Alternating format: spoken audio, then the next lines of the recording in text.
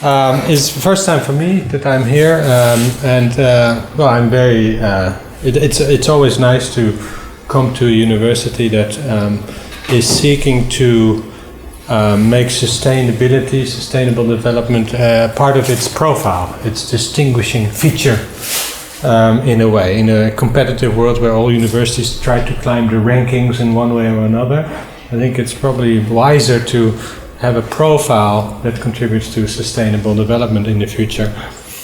So I feel like the Vice Chancellor has probably taken the university in a good direction.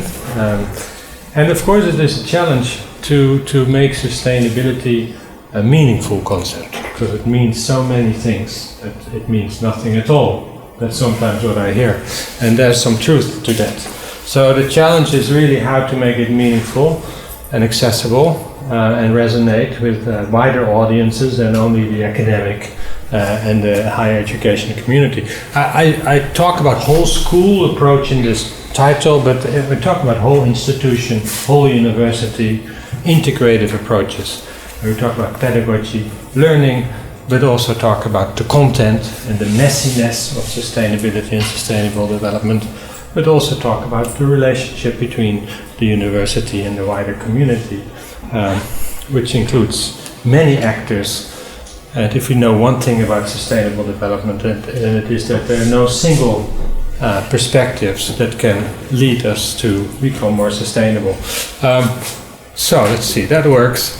I will draw from two inaugural lectures that I've given, one about, 2010, May 2010, on the left side, Message in a Bottle, Learning Our Way Out of Unsustainability, and the other one, just in December of last year, Beyond Unreasonable Doubt, Education and Learning for Social, Ecological Sustainability in the Anthropocene. I will talk a little bit about the meaning of that. It sounds a bit abstract maybe at the moment. Even though there is some confusion about what exactly sustainability means, there's more and more consensus also in the scientific world about some global systemic ecological issues that are going on that are quite significant. Some people talk about that we live in an era of global systemic dysfunction,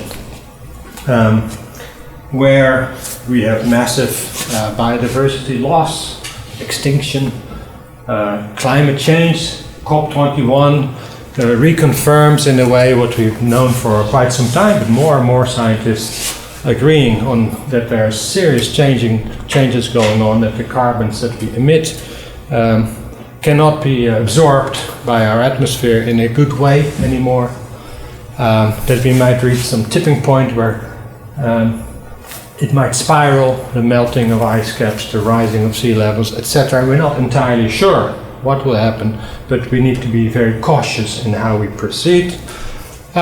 Whether it is the plastic in oceans or the toxicity in our soils, water, and bodies even, becoming more and more a problem in our food.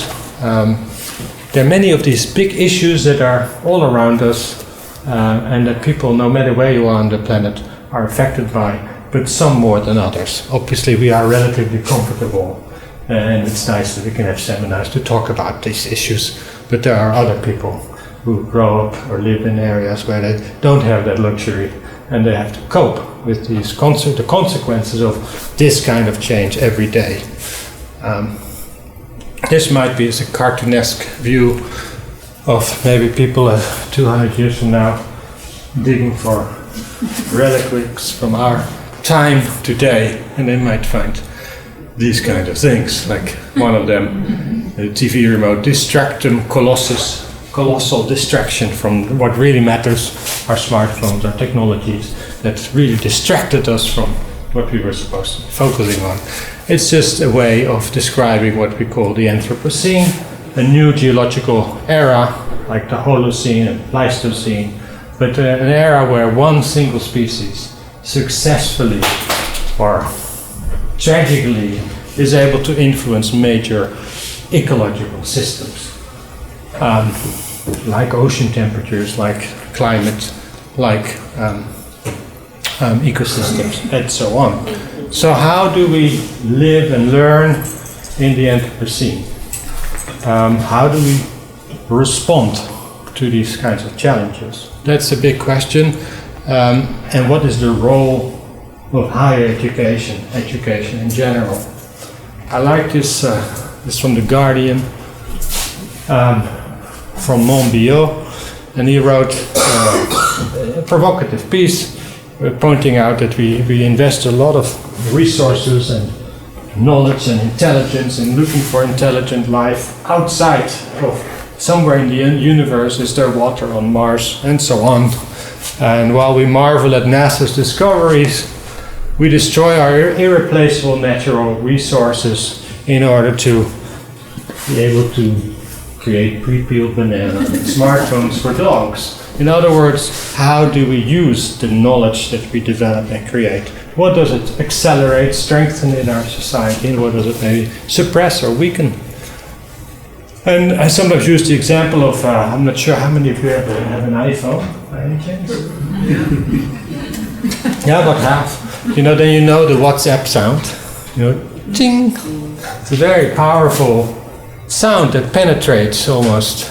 You immediately want to check. What is it? It must be something important or exciting. And sound engineers at Stanford University, Dr. Rothkopf talks about this in a very interesting program, but I'll give you the information later. Sound engineers at Stanford University designed that sound, and they did a lot of tests of different sounds, and they had control groups, and in the end they decided that and Apple commissioned that research, that was the sound that would get people immediately back to their phone.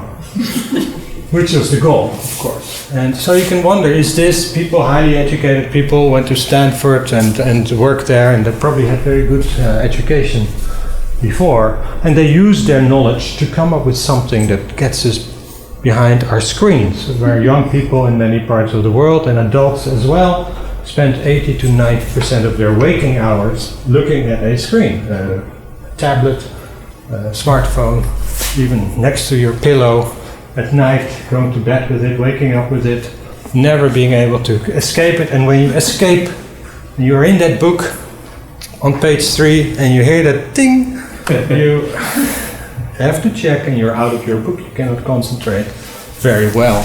Anyway, so what does this mean for education? Does it make us more capable in responding to these kinds of issues, or does it actually accelerate unsustainability? As David Orr puts it, if we don't reflect on what education strengthens in our society and what does it weaken, then it could make us more effective vandals of the earth, which is an interesting way of looking at education.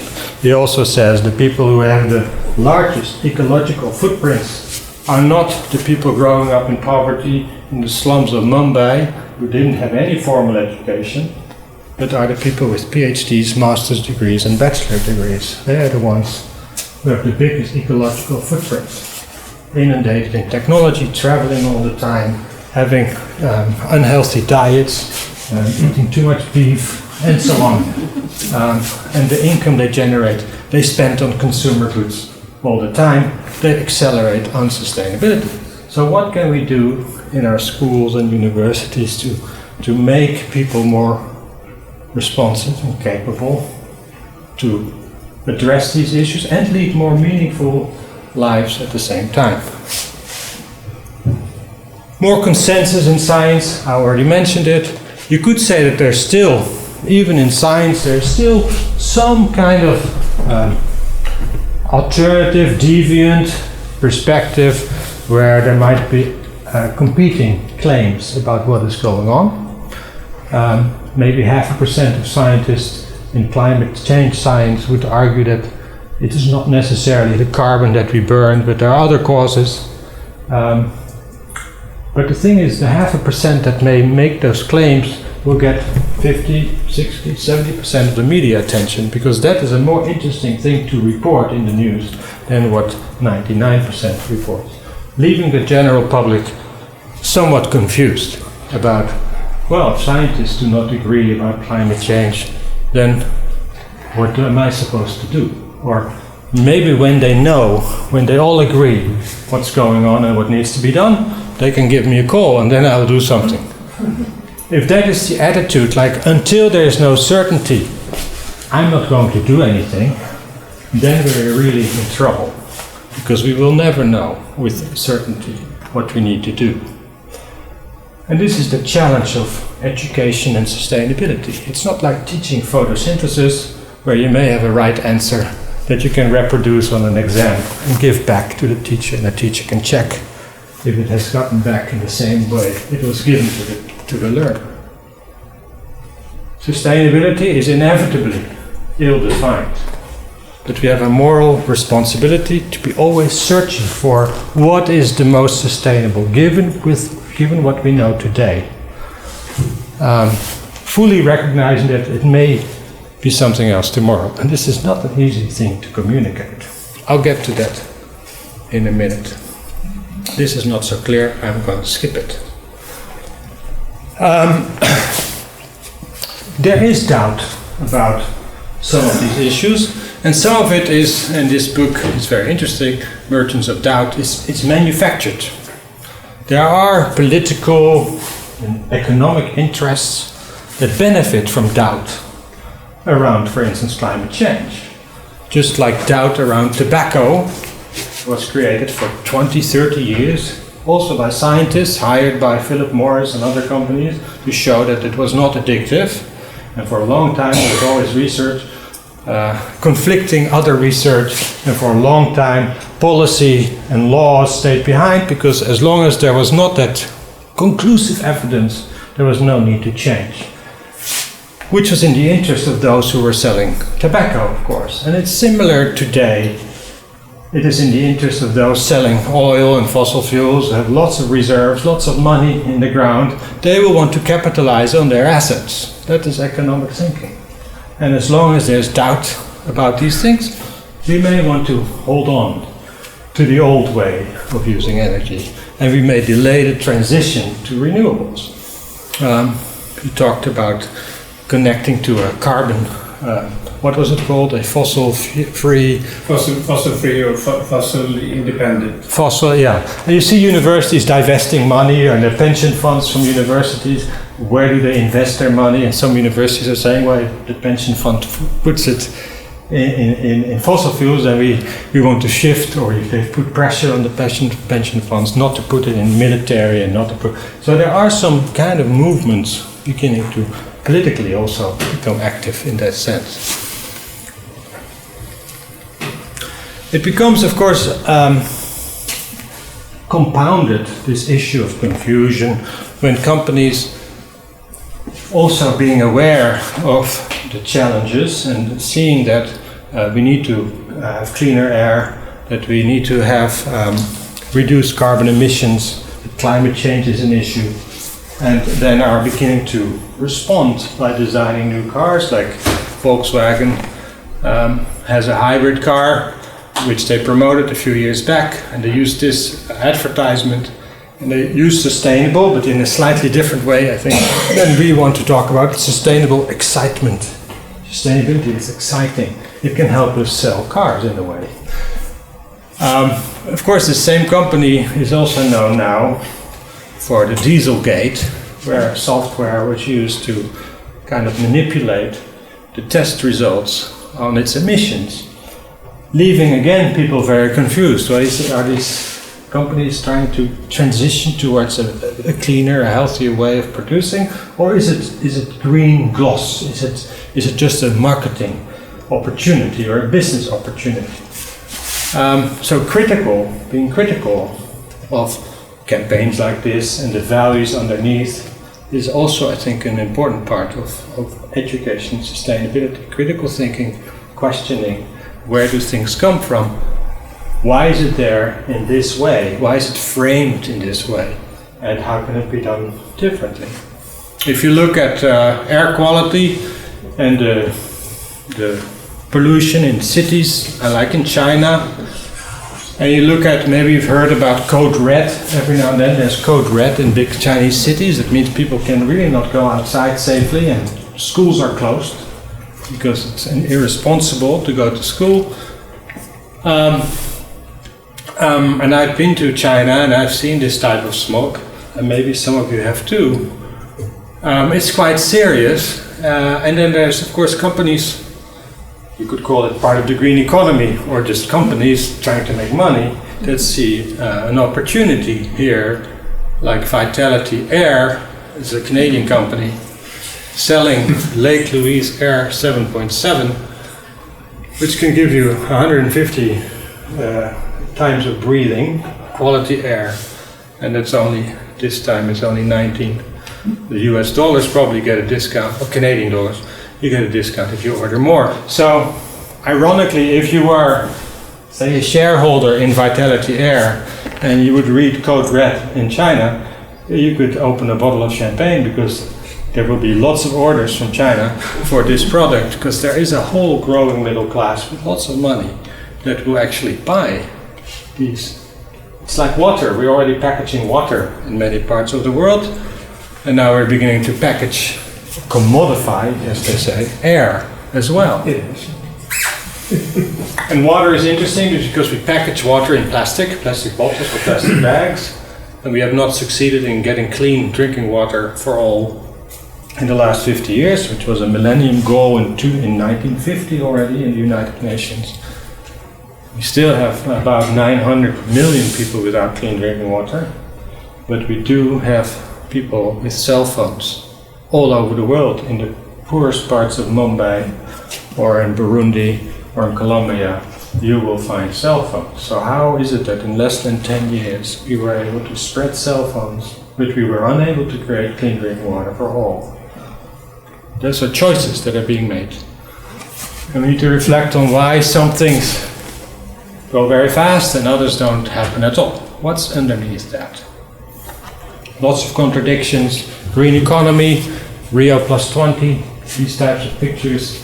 Some women pushing for the green economy, seeing it as a future that will improve quality of life, quality of work in certain parts of the world. In other parts of the world, green economy is seen as a form of neo-colonialism.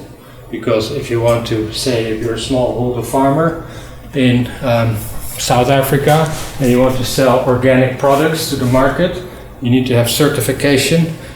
To get certification, you need to have some money to invest in the certification. You need to have a certain size of company, otherwise you cannot get iPhone certification. It's very difficult, and you become dependent on maybe having to take out loans to be able to do that, and then you become dependent on the financial system. And therefore, the green economy is kind of seen as a new form of colonialism. So these are interesting controversies. And I'm not saying that because these controversies and complexities are there, it makes it a useless topic for education. Now I'm saying it makes it an excellent concept for education. Because it's so contested and ill-defined, we must give it meaning in where we are, the place where we are, but also the time in which we are looking for answers. I'll get into that a little later as well.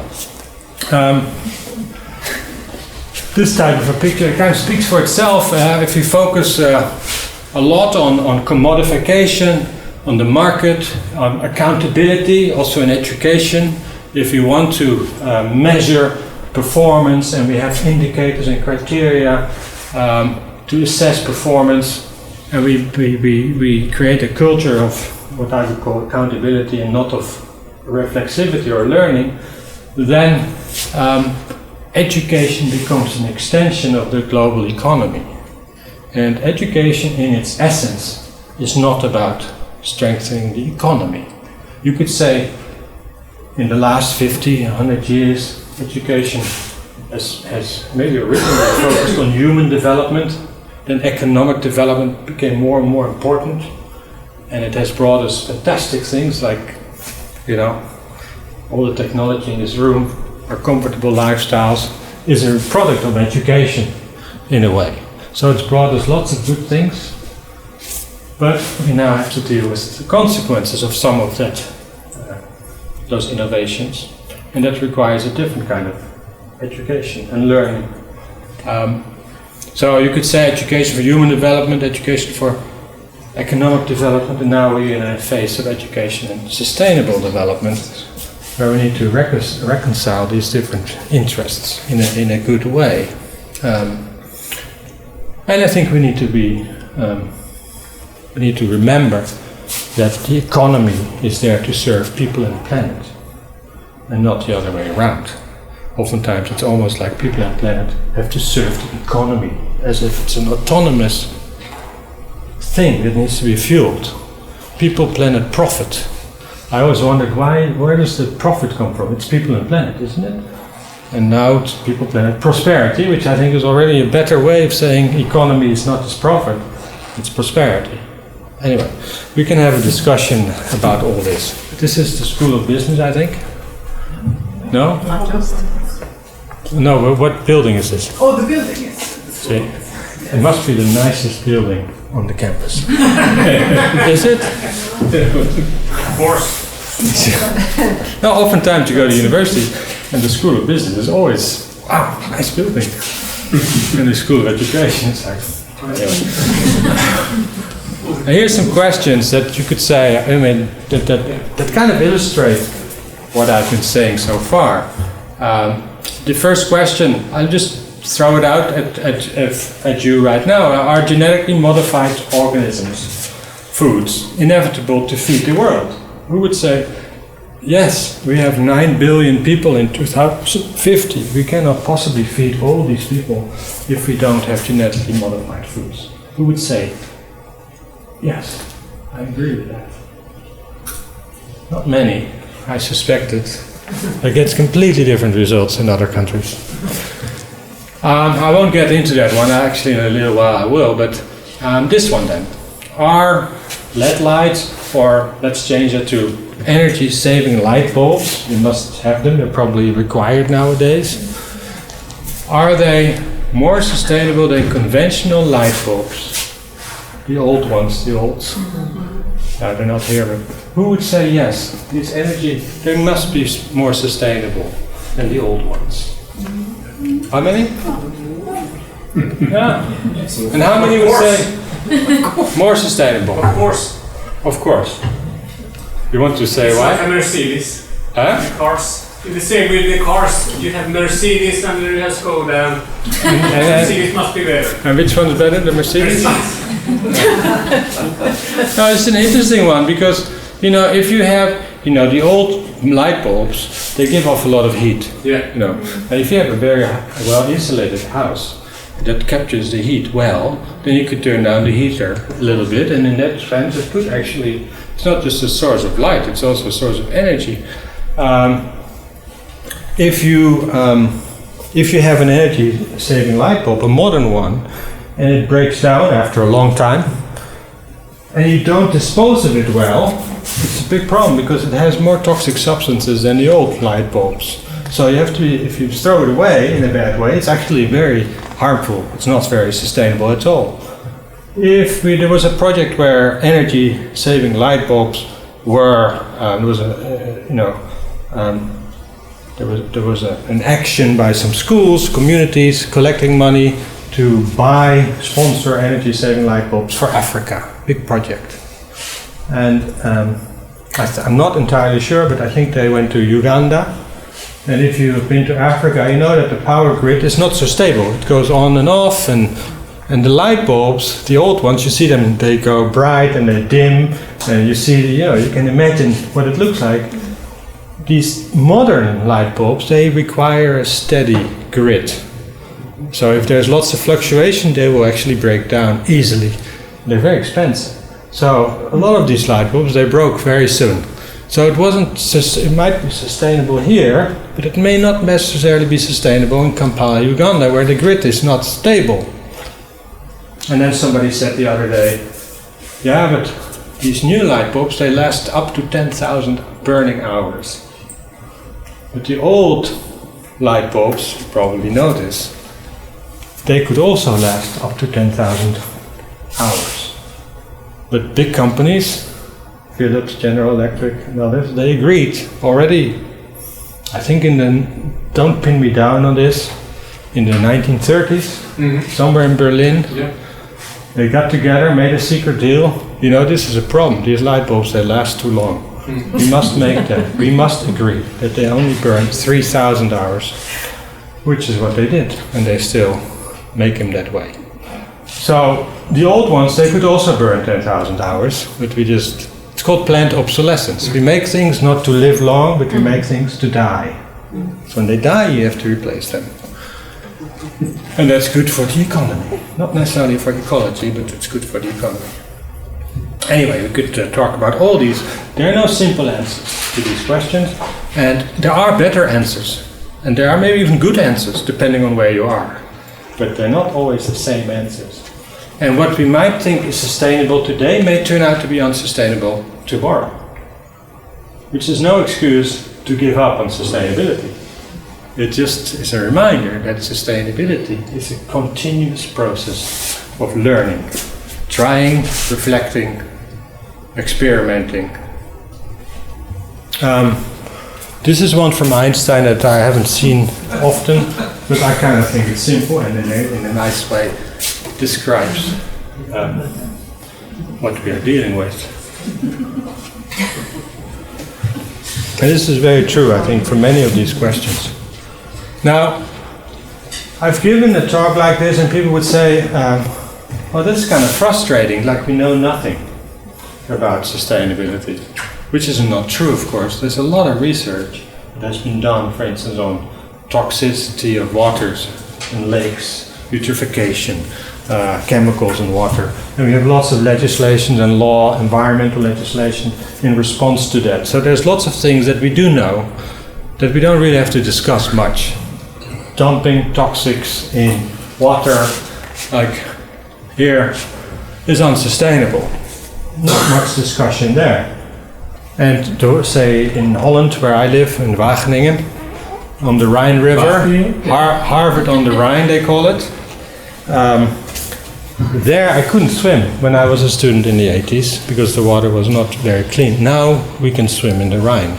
In part of the legislation within the European context, the Rhine starts up in Switzerland, Germany, ends in Holland, all these countries collaborating, and now the Rhine is actually quite a clean river, certainly relatively clean.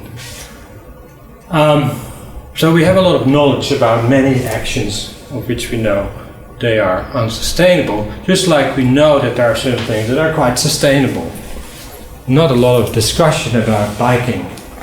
It's healthy, it actually makes you feel good, it doesn't use fossil fuels, maybe the making of the bikes, the rubber and the tires, there is some sustainability footprint.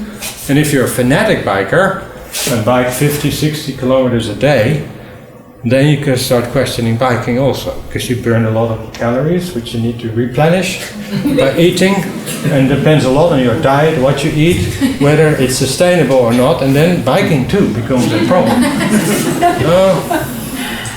There are also things that we thought were sustainable, but we didn't have the word. Asbestos would insulate buildings and fireproof roofs, and lasted very long. These plates could stay there for a long time. Now we know if you remove it, if it breaks up, it causes lung cancer, and now we're trying to remove it very carefully, very expensive. You know, people in white suits, covered, everybody has to leave. Now we're removing it. A lot of young people today, they play sports on astroturf, plastics, you know, with the little rubber balls in football fields in Holland. They all have these rubber balls. You could actually intuitively, you could already know this will be a problem in the future, and now there are studies that show there are major problems in these fields.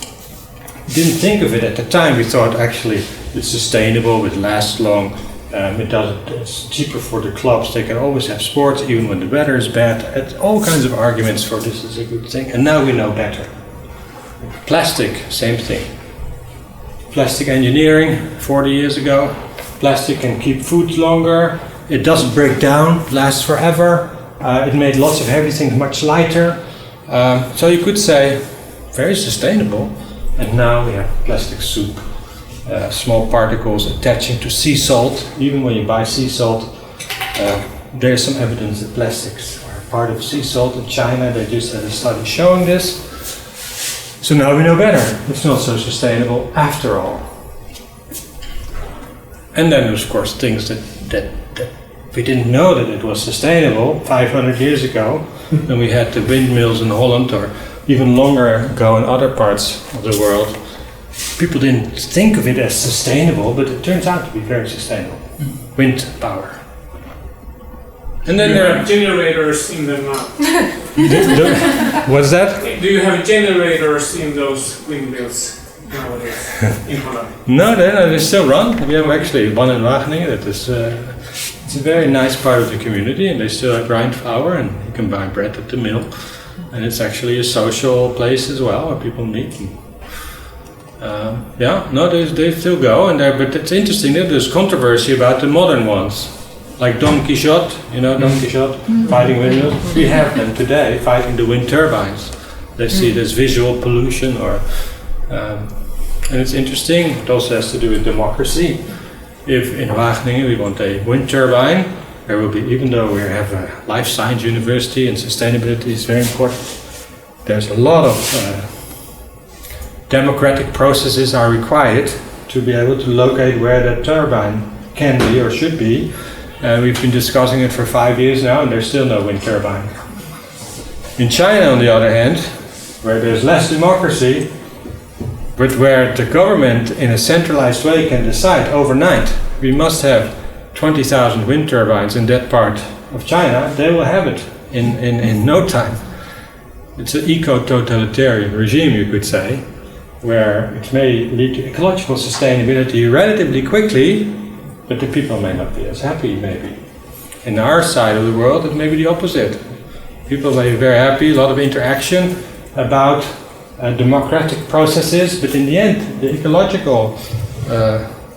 ecology may not be best off in that system. So it's interesting tensions.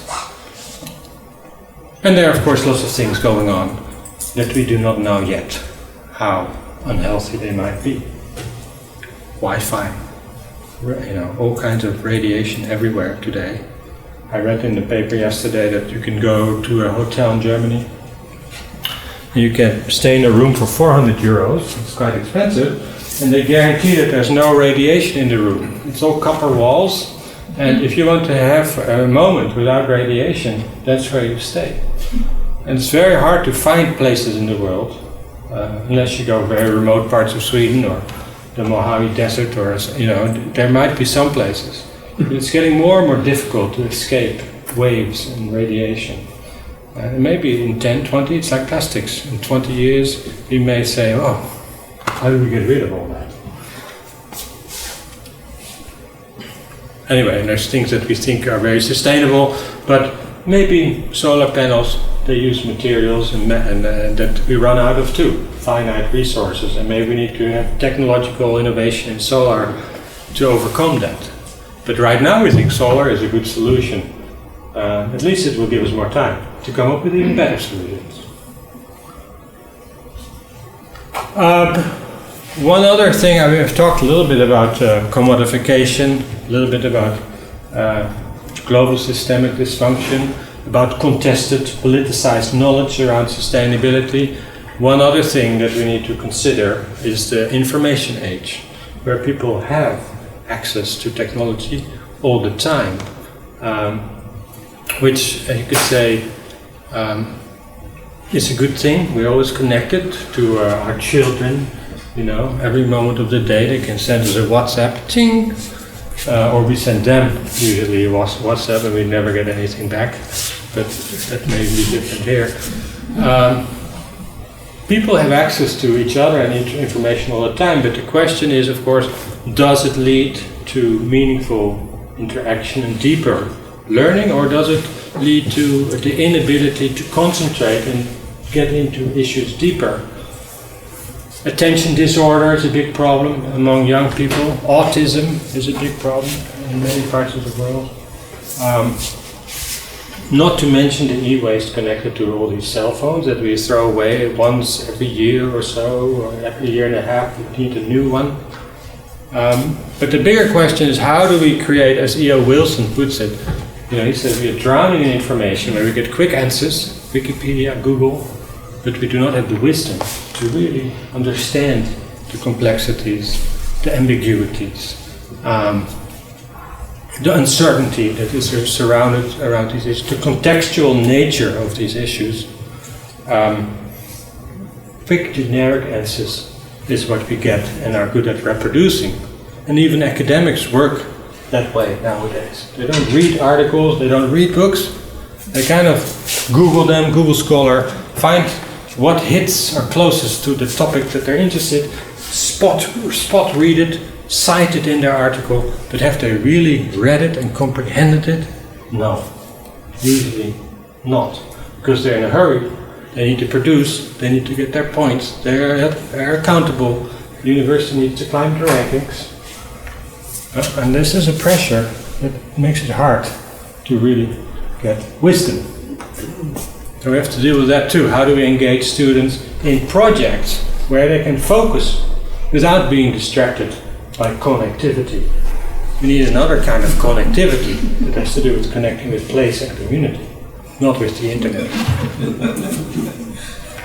Yeah, I like this picture. I've been using it for 10 years now. It just says it's obvious. In Holland, we had 40 youth organizations a year and a half ago petition the Dutch government to basically saying, we are the generation and our children growing up with climate change, loss of biodiversity, more refugees, migrants, and our schools are not really helping us address these issues. We're not talking about them. And that's unfair. That's not right.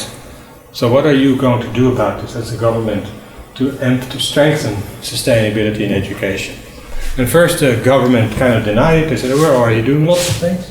But that didn't satisfy them. And then the parliament had a motion to kind of force the government to do more, which was accepted with a majority. And now we hope that more effort will be put in providing a structure that can support teachers, universities, preschools, early childhood centers, vocational education to rethink teaching and learning in an era of unsustainability. And it's not an extra subject, because this is often what you hear. Oh, then we need to teach the course sustainability or sustainable development. But we already have all these societal issues that we need to deal with. Another one, which is a response that we often hear. No, I think what the difference really is, it's not about adding a subject to the curriculum that is already very full. It's about rethinking how we educate, how we teach, how we learn, how we assess learning, how we relate to the community, how we can have the curriculum of the street of society become the starting point for all learning. Doesn't mean that we don't need these disciplines, we need them, but the questions that come up out of the discovery-based learning, they determine what kind of discipline or disciplinary knowledge will be needed to answer these questions. So it's a different approach to teaching, learning and education. This one was on the wall outside at UNESCO at COP21 in Paris, and I liked it. Changing minds, not the climate, education, science and culture for sustainable development. A lot of talk at COP21 about the science and maybe communicating science, but not a lot of talk about changing values, changing mindsets, which ultimately, if you want to talk about climate change and mitigation in particular, we're talking about changing our lifestyles, our values, and engaging people in reflecting on ethics and moral dilemmas and values. But that's kind of a no-go area where people get uncomfortable. Education, values, ethics. Forgetting that our current education system is very much focusing on a particular value. Innovation, growth, jobs. That is a value. So why is that accepted at face value. Nobody questions innovation. Innovation must be good. But if you don't reflect on the normative direction of the innovation, then it could make us, as David Orr said, more effective vandals of the earth. So now we talk about responsible innovation in the world of business. That's a term that's beginning to think about responsible innovation. What is responsible innovation? That has to, then you get a little closer to the value question. This is just a little bit of a timeline for education and sustainability. We must recognize there are lots of educations that have to do with some planetary issue: health education, human rights education, peace education, environmental education. They have histories too, long histories, longer than this one. Nature conservation education, you go back to the 1910s already, over 100 years ago. There were already countries with nature education. Linnaeus, botanical understanding of nature and engaging the public in identifying species, developing a connection with the land. Aldo Leopold, land ethics. So that the history is longer than this, but you could say generally 92, the Rio Earth Summit. It's kind of the first marking point. Some go back to Gro Harlem Brundtland, 87, Our Common Future, as a kind of a. But the education for sustainability, you could say, goes back to 92, and UNESCO is the main responsible for that at the international scene. And in Sweden, you have an organization like Swedest and many others that work on this as well. Also, sustainability in higher education used to have a legal basis in higher education law. Not sure if it's still the case. I think there was a moment in your history where a government softened it or took it out. You would know better. You already mentioned the Sustainable Development Goals. I think they will become an important framework in the next 15 years, to 2030. And here you see the prosperity. It's not profit anymore. To grow a strong, inclusive, transformative economy. I think it's a little bit far still to start questioning growth, but I think eventually we need to do that too. Even in our schools, we tend to emphasize personal growth. We need lifelong learning, has to do, which you must always develop yourself, otherwise you fall behind, which makes sense from an innovation and competition point of view. But I think a key element of sustainability is also learning to be.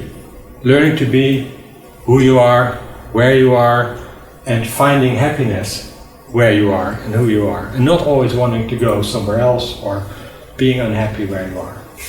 That has to also to do with learning to live within boundaries. We have planetary boundaries. We have to learn to live within boundaries. It's not a very popular message when you always want to grow and expand and to go across boundaries. But planetary boundaries are rather fixed. So how to learn to live within limits. That's not something we talk a lot about in education, but it's quite essential for sustainability. Here are the goals, for those of you who've never seen them. And indeed, there are two, you could say, that focus on mechanisms or processes that can help realize all the goals. Number 4, Vice Chancellor already mentioned that one. And also, in a way, number 17, creating partnerships, alliances, coalitions between multiple stakeholders. And the other ones, you could kind of divide them between economy, economics, social, poverty, equity, gender equality, or the social side, the energy, so environment, water, sanitation. It's kind of a blended, sustainable cities and communities, climate, water, land, peace and justice, that goes to social again. And then there's some more economic, industry, innovation, infrastructure, decent work and economic. There it is, growth. I think growth is needed at times, just like contraction and balance is needed at times. we tend to emphasize the growth and we forget the other ones. It's like there's only one season, that's spring. We don't talk about fall and winter. So if you want to talk about sustainability education and what is important in it, then these are 4 areas that I think set it apart from other forms of education. 1, we need to understand change, complexity, and transitions. I will talk briefly about all of these 4. The other one, we need to become better at utilizing diversity, creating synergy, and seeing relationships, connections, a systems perspective as well.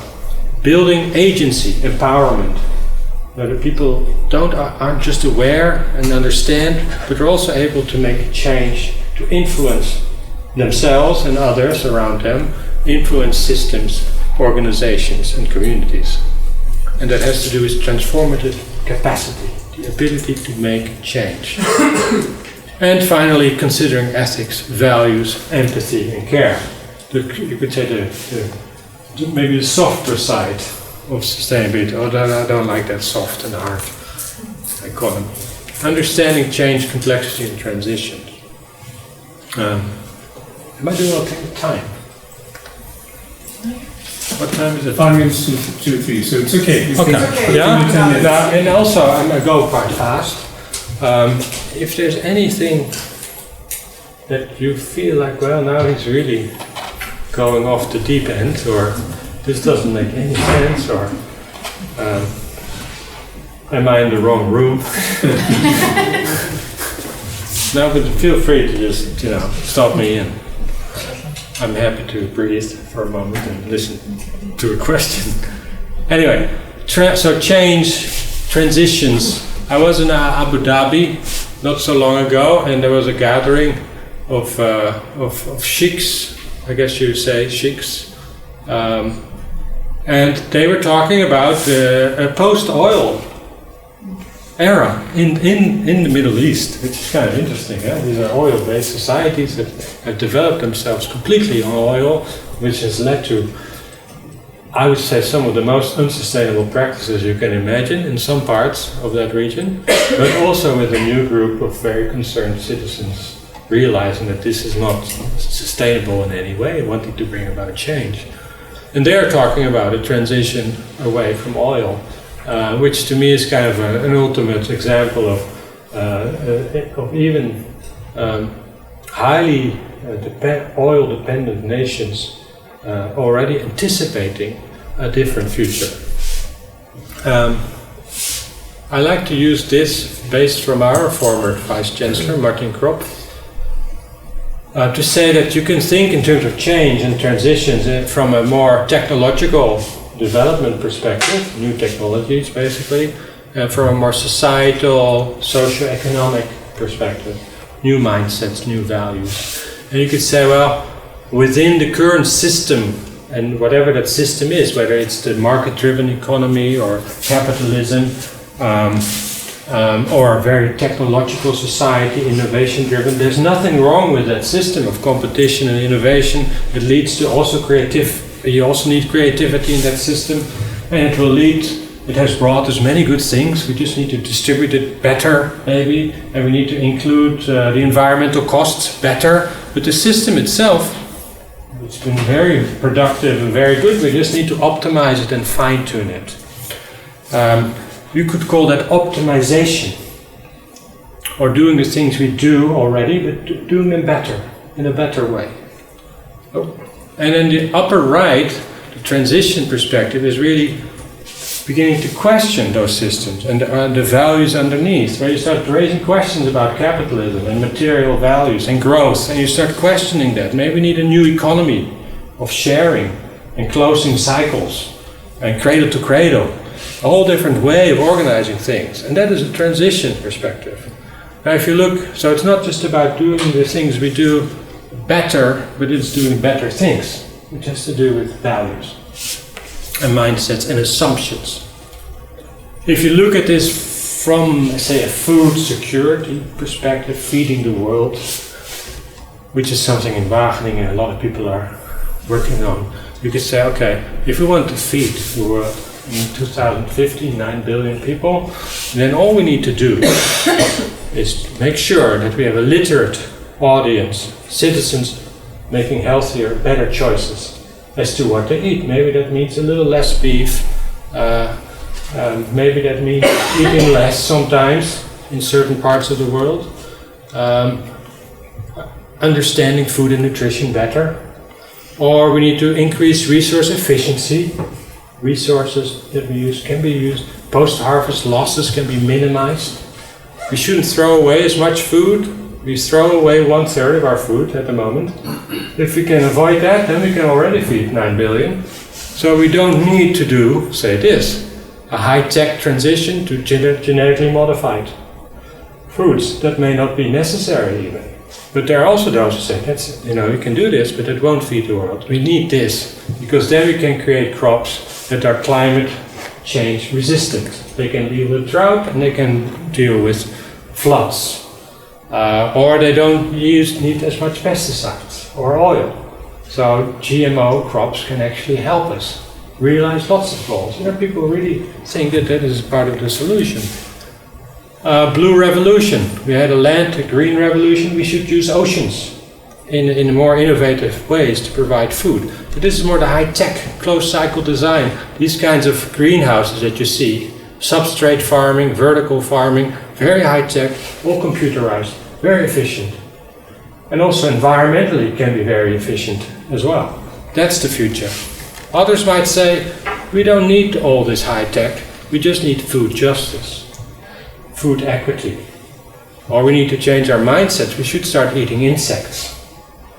In Holland, our ICA, called Jumbo, you can buy insect burgers, which is 5 years ago would be unthinkable, and I thought nobody will buy them, but they're talk of town. People are eating insect burgers, which is from an ecological footprint point of view far better than, say, a hamburger from meat.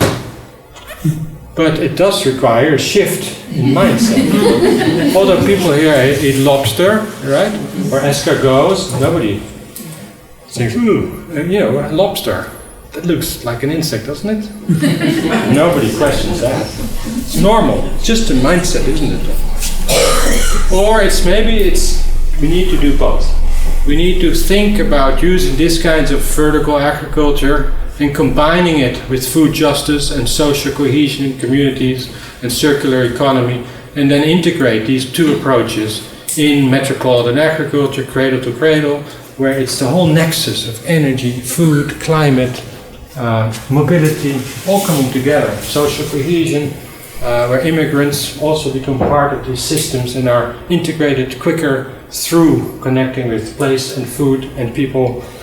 It becomes a whole system change, which is of course the most difficult. But we do see places in the world where these kinds of communities are beginning to shift, transition town movements, transition neighborhoods, and so on. And in education, you can do the same thing. You can optimize our current way of teaching. The way I talk to you is the way it's been done for 2,000 years. Nothing new. The only thing new is this thing, the computer, the beamer, the camera over there. So we're optimizing a very old system. You could also say, well, we need a technological innovation. We do MOOCs, online learning. People from all over the world can participate right now if we know how to organize it. That's like a transition technologically. Or you can say, no, it's really about new pedagogies. Place-based learning, discovery learning, experiential learning, collaborative learning, social learning. These are all kinds of new pedagogies. That's what we need to focus on. Or you can say, no, we need both. Learning ecologies, whole institution approaches that I'll be talking about in a minute. That's bringing that together, both the technological and the societal transition if we want to deal with sustainability challenges. Diversity, I'll be short on that one. I think we all know that you learn more from people who think differently than from people who think the same way as you do. It might be nice socially to have people who think like you and be around them, drink a beer. But if you want to expand your horizons, if you want your thoughts to be disrupted, if you want dissonance, if you want doubt, which is, I think, the engine for learning, they need to seek people who have different perspectives and mindsets. So how to organize diversity, how to create social cohesion between people who think differently so that the diversity becomes generative, positive, because it can also become negative. We've seen many examples of diverse community where there's no social cohesion and they're killing each other, which is not diversity in the way we talk about it here. So social cohesion and diversity, they are very important together. How do we, in our universities and schools, take advantage of the diversity that is all around us but we don't tap into? And I know you also have students with different backgrounds. To what extent are we tapping into those different backgrounds?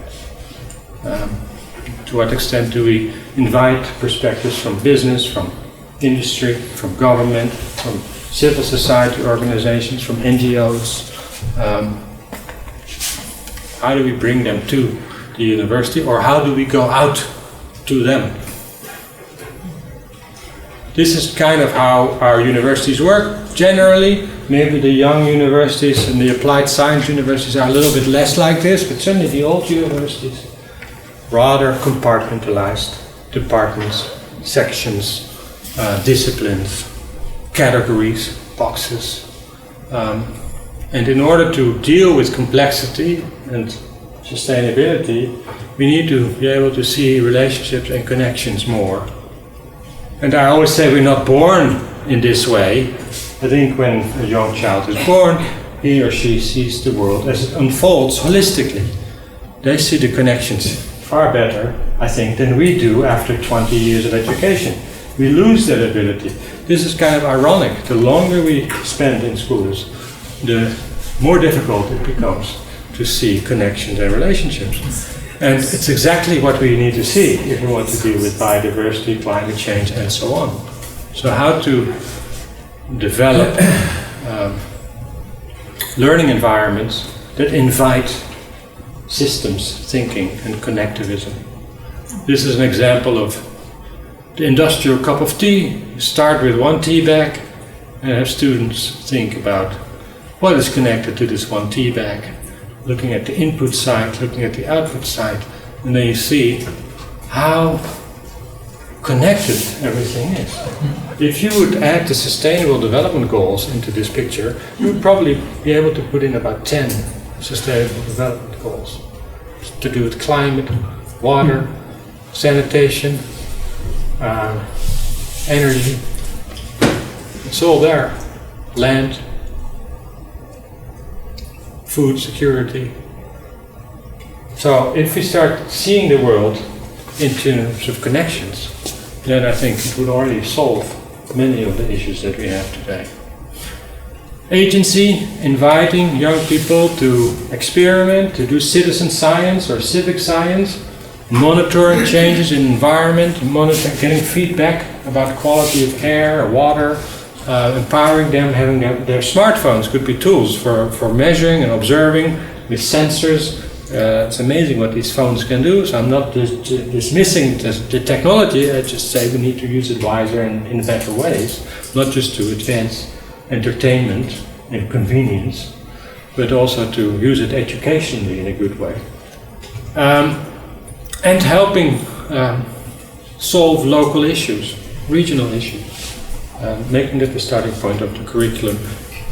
If people never get to experience a project in which they have to bring about change, then they will never feel like change agents. They will never feel empowered in the rest of their lives to start new things that may bring about change.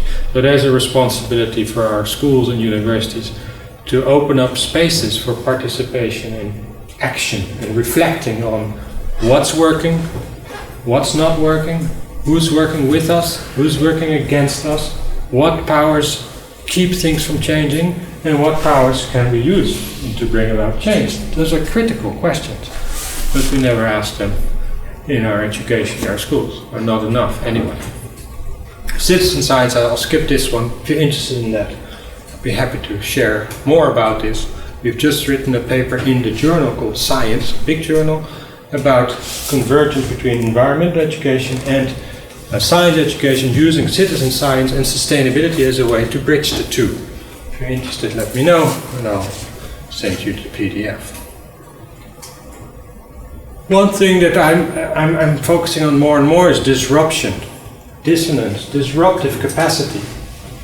We talk a lot about adaptation and adaptive capacity, as if it's inevitable, and in a way it is, that the world will change, and we must adapt to the changes, like in climate change adaptation.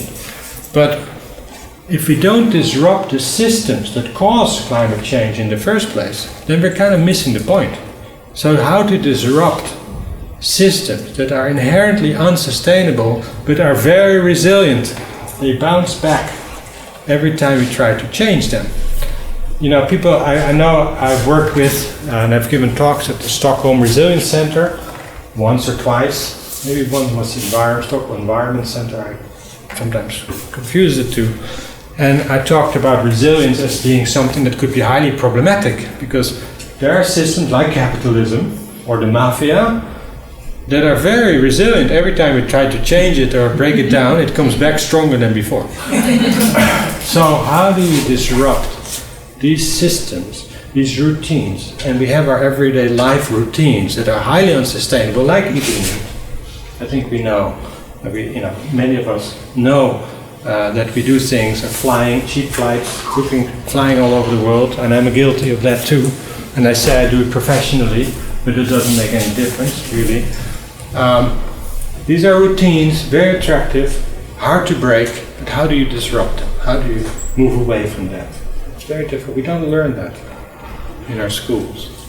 This was also at COP21, form of a disruptive act. People were not allowed to protest because of the terrorist attacks just 2 weeks before. No gathering, no loitering, as they say. And these mainly young people, they came up with this creative way to make the same protest statement, but in a far more powerful way. So they weren't gathering, they just put their shoes on the square, and they made a strong statement. Ethics, values, empathy, connecting our lives with the lives of others, people living far away, people not born yet, other species, reflecting on what are the consequences of the way we live for their lives. I can do a whole hour on cell phones and dismantling cell phones and how our cell phone connects with all the things that I've talked about today. I won't do that now. But they have to do with ethics too. The metals, the rare earth metals in your cell phone that are mined in the Congo or in other parts of Africa, other parts of the world, they connect with people's lives. People working in mines, sometimes under bad circumstances, the biodiversity that is lost around the mines, the water that is used to get the metals out of the bedrock formation, affecting water in the area, water levels. It is all connected to our cell phones. The waste, the e-waste, where it goes, how it's taken apart, under what circumstances, by whom, that also connects to our cell phone. So there are all these connections with our phone. And then the question also should become, how can we design cell phones that are more fair, more responsible, more ethical, more sustainable? What might a cell phone like that look like? And that's an interesting question for students to look at. And we do have fair phones now. If you go to fairphone.org, this is not advertisement. Somebody pointed out that that's based in the Netherlands. I honestly didn't know that. But they try to look at every step on the way, from the extraction, the mining, all the way to the end of the life cycle, to see whether every stage can be done in a more just, in a more sustainable way. Values also has to do with all these things: freedom, creating things, letting go, belonging, security, challenging, creating spaces in which you can develop.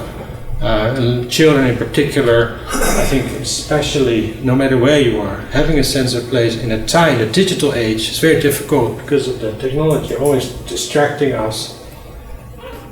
Yesterday I took the train from Gothenburg to Jönköping, and of course I'm not in Sweden that much, So I'm fascinated by the landscape gliding by. I find it stunning.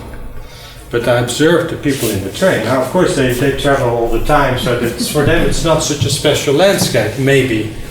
But they're all on their phone or their laptop. And they don't observe the landscape anymore. They cannot just look into nowhere, just reflect or be bored. Being bored. So important to be bored, I think. But young people today, when are they bored? Never. Because the phone is always, ding. There's always that distraction. You can always go to your phone and observe people in the bus or in the train when they're on their phone and they put the phone away. Then it gets interesting. You should start counting. 1, 2, 3, 4. You will notice it after about 30 seconds. When they put the phone away, it's not like their mind wanders off or starts looking at the landscape. No, they're thinking, what else could I have checked on my phone that I didn't check? Or they might think, well, tomorrow I have to play football. Oh, what's the weather tomorrow?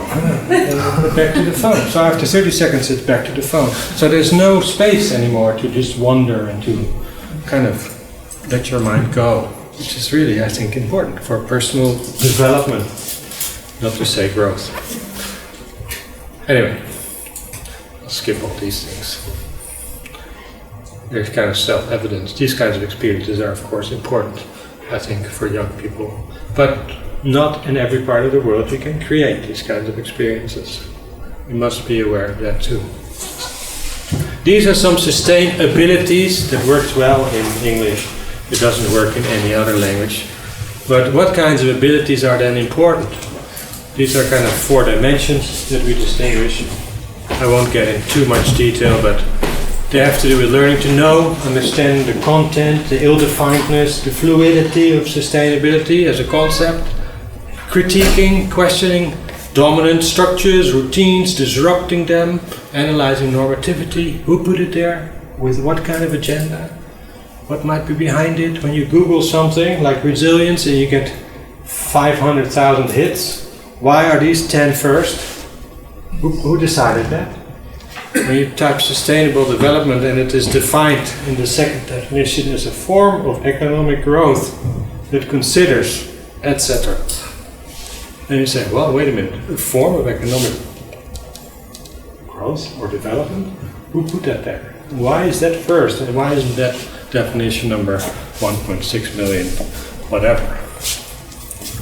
Change and innovation, dimension, leadership, entrepreneurship, unlocking creativity, diversity, appreciating chaos, complexity, learning to make change, we'd call that. And then the existential normative dimension, connecting with people, places, and other species. There are other species, we forget that sometimes. Passion, values, meaning making, moral positioning, considering boundaries as well and limits, learning to be and learning to care. Those are things that we don't emphasize enough, I think, in our schools and universities. If you look at the whole institution, then you could say, well, we have to look at the curriculum. What are starting points for the curriculum? Is it the disciplines or is it questions in society?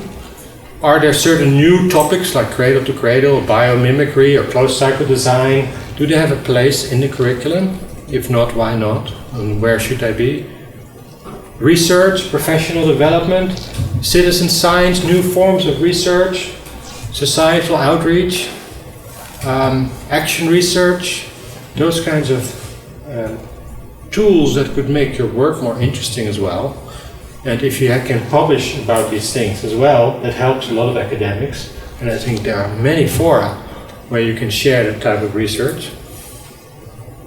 Links with society, world of business, governance, working with multi-stakeholder environments, looking at the impact of what we do in society, looking at the school or the university as an institution where people use energy, generate waste, where you eat food, where you have mobility, how do you travel to your work, how do students travel, how do students live, student housing, where can you reduce the ecological footprint, so that you begin to walk the talk, that what you are developing and doing in your institution in terms of teaching and research is consistent with how you live in your institution. That's, I think, also important. Otherwise, it becomes kind of we're not any different than a company that uses green gloss to promote itself, but intrinsically, nothing has changed. Pedagogy, learning and instruction, that would be the fifth kind of area where we need to start thinking about innovation. And this needs to be coordinated in a good way, and you cannot do it all at the same time. I think what is in the middle, you need coordination, you need leadership. Leadership, I think, is critical. And most universities that are successful, they have leadership and management that really are committed to these principles underlying sustainability. And there needs to be some continuity in leadership too, because sometimes we see advanced institutions in this area and there's new leadership with a different kind of frame, and it could also quickly disappear. So it needs to be embedded in the whole organization as well. Okay, I'm almost done. This is just an example of how in England they have the Green League and they try to, and this is ranking. So I'm a little bit hesitant because I'm not so in favor of ranking. But here it's nice because they have all these criteria and they have some indicators for that too, and they have case studies to illustrate how they do that, which I like about this one. And they every year they have these rankings. And I don't think it's used as a competition between them, although I'm sure that if you're number 1 or 2, or that they'll use it in their marketing towards students, which I guess is not necessarily a bad thing. This is an online tool that you can click on these things and you get more information. And this is what a whole school or a whole institution approach kind of looks like. It combines participation, democracy, new forms of learning, also attention for vocational education and training, workshops, learning to repair bikes, or you can do this in all kinds of ways. Starting a small business where students become entrepreneurs, and maybe the proceeds, the money that they earn, is maybe used for things like solar panels, or it's used for maybe the wind turbines, or the trying to develop the school grounds, making it more diverse, connecting it to biodiversity, food and nutrition, connecting with that, maybe organizing once a year, cooking a meal with vegetables from the university grounds or the school grounds, where you invite the local community, where you invite immigrants, maybe help them cook meals, prepare meals. You can connect it to all kinds of societal goals if you know how to organize and facilitate it.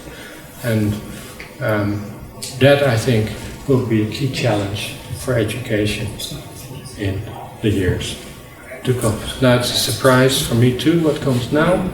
Yes, it is the end. So that's what I wanted to share with you, and hopefully you have some questions, I suppose, after the break. Okay, thank you.